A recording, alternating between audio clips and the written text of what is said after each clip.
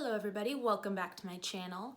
And today I kind of wanted to do a wrap-up style chit chat video about my January, February progress. February wasn't great. It was definitely, I was in a life slump, really.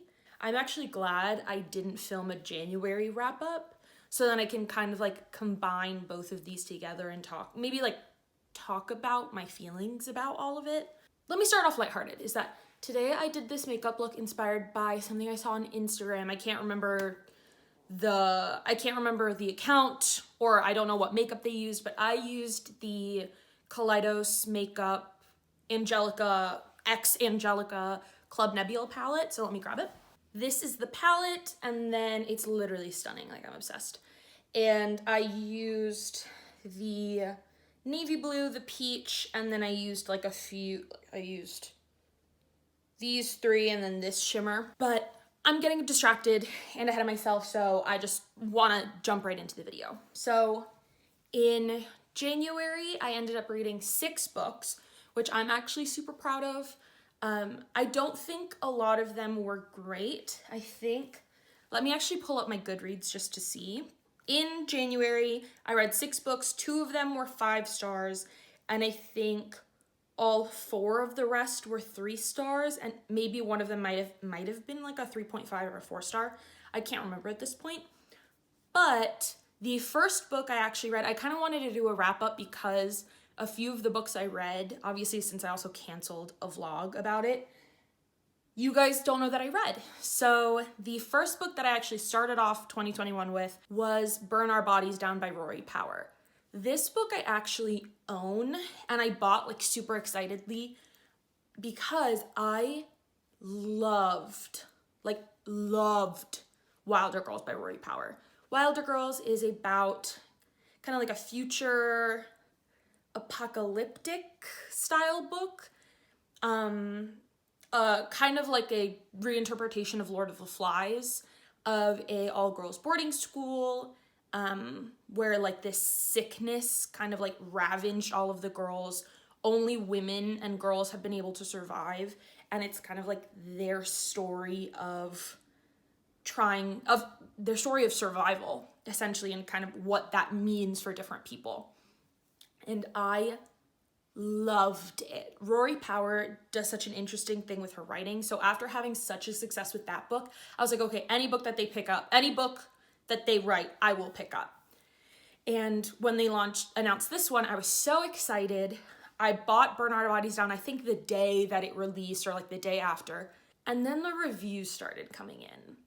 And the reviews including people that loved Wilder Girls, were very lackluster. And I was like, okay, but I still want to give it a shot. Rory Power's writing I really click with her writing.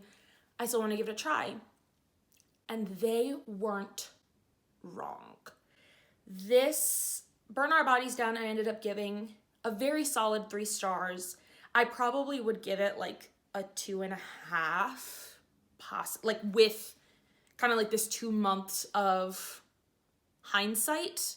I don't know how to explain my feelings about this book because it was weird, which I loved. I love weirdness and I like that darkness, but I think, and I hate to compare her 2 works, but I think the plots of these books might, at least for me, show off why I didn't like it, because with Wilder Girls, you have this very dark, isolated,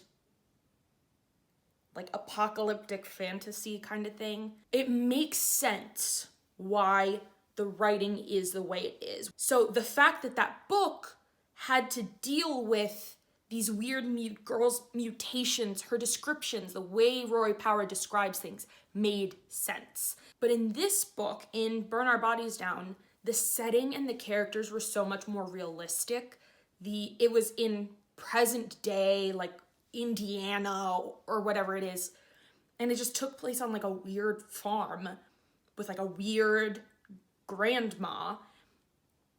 And the darkness, it really felt disjointed for me. Like it wasn't really syncing up. And I think because the plot of this book was so normal, if that makes sense. Like I just think there was nothing wrong with the writing. The writing was really interesting, but there was just a disconnect, essentially. Am I still going to read every single one of Rory Power's books? Absolutely. Unfortunately, this one was just a really big flop. The next book that I read, which I actually do have, it was so refreshing to read something that I loved from the first page, and that is Long Way Down by Jason Reynolds. And Long Way Down is about a boy whose brother dies by gun violence, and the main character, what is his name? Will decides to take revenge, like his brother and like his family taught him, take revenge on the person that killed his brother. So he grabs his brother's gun and is on the elevator going from the 7th floor or maybe the 8th floor down to the ground floor to follow through with his plan on seeking revenge on the murder of his brother. But the elevator stops on every single floor, and every person that gets in is a ghost from his past, from Will's past, that died due to gun violence. And so the topic is so heavy. I just got like goosies talking about it, but this is also a story in verse. It read so quickly. I think I read this, and technically according to Goodreads, this is slightly over 300 pages. I read it in about an hour, maybe like an hour and a half, because I took a break to eat dinner. But this was incredible. Like, it was so impactful, and it was so beautifully written, and the characters felt so real. And Will, you felt his conflict, and you felt how he got to the decision, like how he got to the point where he's at. And every person that comes on the elevator is so interesting. Like, the way, not all of them are very clear in what they're trying to tell Will, and even the ending of this book is kind of open-ended in a way, which I love also. But it's just so good, and it was so real. And this book specifically, also this with Elizabeth Acevedo's books, which are also told in, which a lot of them are also told in verse, has made me understand how much I love books told in poetry. Not books of poetry, but books and stories told in the form of poems. I love when writing seems purposeful, and that's what this whole thing was. You need to give this a try. Like, get it from your library, buy it. You will not be disappointed by this. And the next 4 books that I read in January were all part of my color palette vlog. And I actually have 5 books. One of them I obviously DNF'd if you watched that video. Because I did have these in a vlog, I'm not going to go over these too much in detail. But the first one that I read was Love Beyond Body, Space, and Time, which is an anthology edited by Hope Nicholson. And the tagline just kind of sums it up better than I could, which is an Indigenous LGBT sci-fi anthology. So, and you know, if you watch that video, that I do have like a slight issue with that tagline, but it's just a bunch of different short stories, all being about and having been written and written and have been written, are written by. The authors are also Indigenous. I think I gave this a 3-star. I think that's probably my general idea about anthologies, like the anthologies that I've tried, because I'm so particular about writing style. Not all of the I have yet to meet an anthology where I'm like super blown away by every single piece in it. I gave it a 3-star. Did I say that already? I don't know. But next was You Should See Me in a Crown by Leah Johnson. This one, I ended up giving it 3-star, but I know people love this book, and I can totally see why. It was just a little too young for me.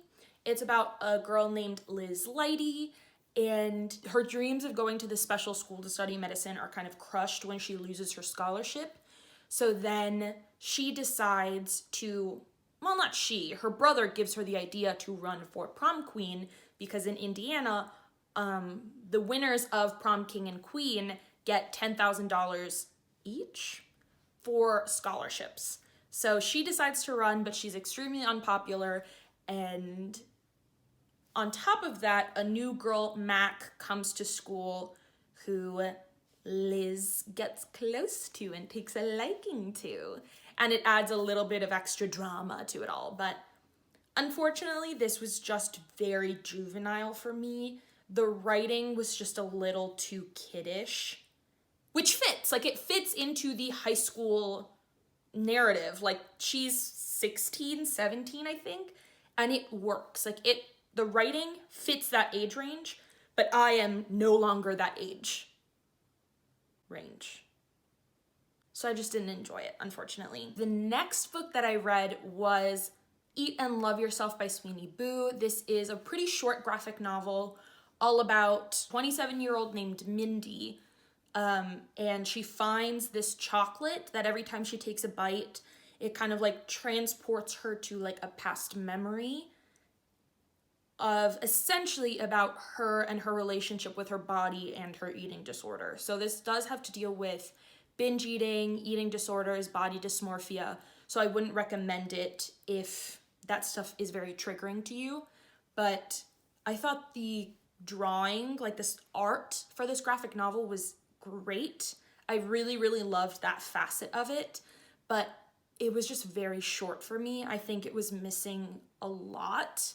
I feel like it should have been like triple the length that it was, and I probably would have enjoyed it a lot more. So what did I end up giving it? Yeah, a 3-star. So, dark. We're getting these choices. I like a dark book, I guess. But speaking of dark, the last book that I read in January, or at least completely, was Pet by Akwaeke Emezi. And this one was fantastic. This was my other 5-star read.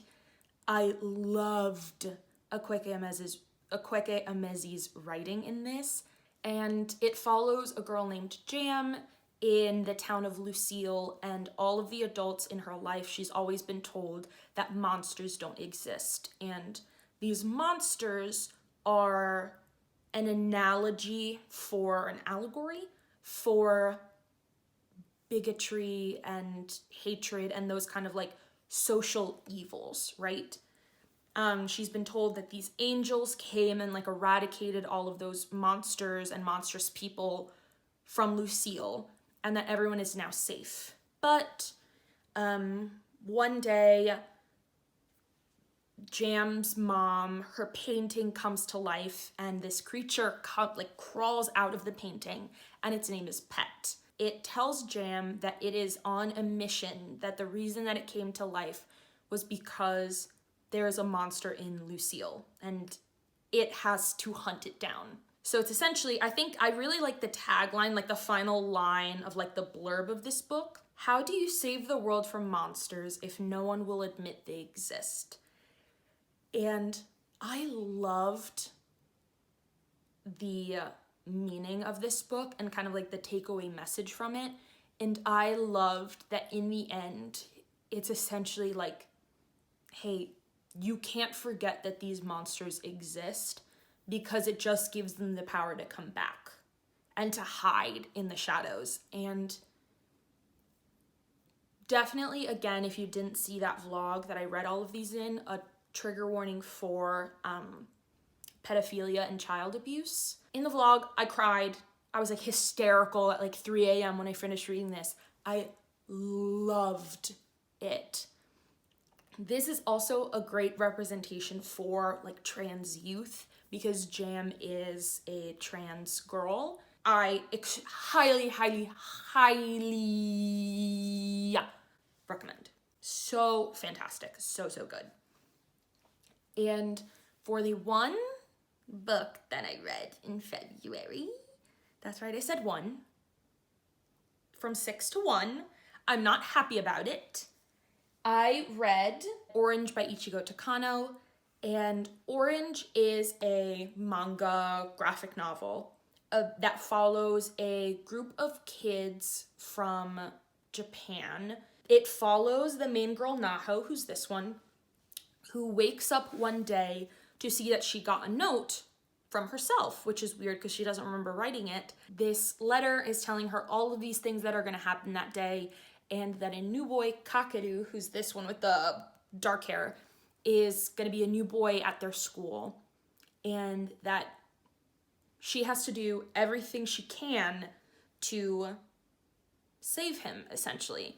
You find out in like a few letters in that Kakeru, 10 years in the future, actually commits suicide. And then it's Naho's kind of journey and mission to not fix him, but keep him alive, like remind him of life, and also kind of like correcting the mistakes that she will make, living out those regrets. So it's all about this friend group like correcting their mistakes and trying to save this person that they love. And it was incredible. Like, I cannot express that this friend group is one of the strongest friend groups that I have ever read. Like, they are so rich. Their interactions are hysterical, but they're also so unique and interesting, and they all have their own personalities and their own lives, and you see why they're friends, but they also butt heads, which is so real and it's so true, and I think it's wonderful. Like, I love that it's like that all of the books that I read are either like, it was fine, or like, This is one of the best books that I've ever read. Like, you have to read this. Like, you're doing yourself a disservice. and that was the only book that I read in February, unfortunately. After I read that, so the backstory is I was going to do a vlog about Kayla from Books and Lalas. She has both her Literally Dead book club, which is like her thriller horror mystery book club, and then she also is having like a year-long buzzword-a-thon kind of thing. So every month there's like a trigger word or like a buzzword, and you have to find a book to read that prompt and read it within the first week of that month. I didn't have a book for January, but I did have a book for February. And the book, the like buzzword for February was color, so obviously I went with orange. And I wanted to combine both like the buzzword challenge and the Literally Dead book club pick because I also wanted to read When No One Is Watching by Alyssa Cole. And I read Orange. I think it took me like a day or two maybe to read it, and then I started reading this one. And then the last clip of the vlog was me saying, oh, yep, I'm 25 pages in. Let's see how this goes. And then I never read it. And I don't know why, because the whole idea of When No One Is Watching, it's about a woman that moves back to her town in Brooklyn, and she notices that a lot of the Black neighbors that used to live in that neighborhood are now moving out. And you come to find out it's a thriller, obviously, because it's for a thriller book club, but it's a thriller based off of gentrification. Like, I don't know if that is like the villain, but it is kind of like, it centers gentrification. So in her Brooklyn town, where everyone was Black, or at least a majority of people were Black, now she comes back several years later, and that entire neighborhood looks different. Better buildings are getting added. More Black people are moving out and white people are moving in. And it becomes suspicious. Like, there's obviously something nefarious going on. And I think this didn't work because the interesting thing is that I wanted to read this. Like, I think the plot and the description is so interesting, but I have no interest. like, I mean, not interest, but right now, like where I'm at, I need something that's a little more fast.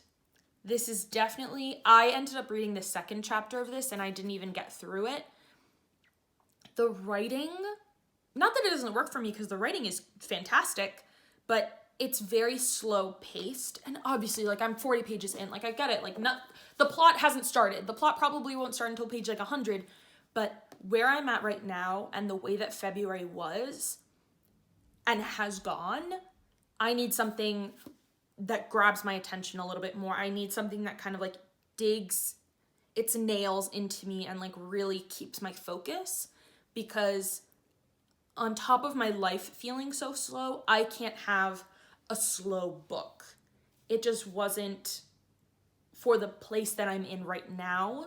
So I'm not calling it like a official DNF because I definitely want to come back to it at some point, but anytime soon, I don't see it happening. Ultimately, I just wanted to say to y'all, like, let's have a heart to heart, is that if you don't like people DNFing books, I don't think this will be the channel for you, because I'll read 5 pages and I know I won't like it. Like, I'm that person. You'll show me something and be like, no, it's not for me. I'll be 20 pages into a book and I'll DNF it. I DNF'd Circe and I was like 270 pages into a 300 book. Like, I was pages from the end and I DNF'd it. So yeah, that's just a warning. If you don't like people DNFing books, probably avoid vlogs. PSA. Here is to hoping that March is a little bit more successful. Thank you so much. If you're still at the end of the video, thank you so much for watching. Feel free to like and subscribe if you enjoy me or my content or my channel. And I will see you guys in the next video. The positive thing, the happy thing is my makeup today because I think it looks so pretty. So I will see you guys in the next video.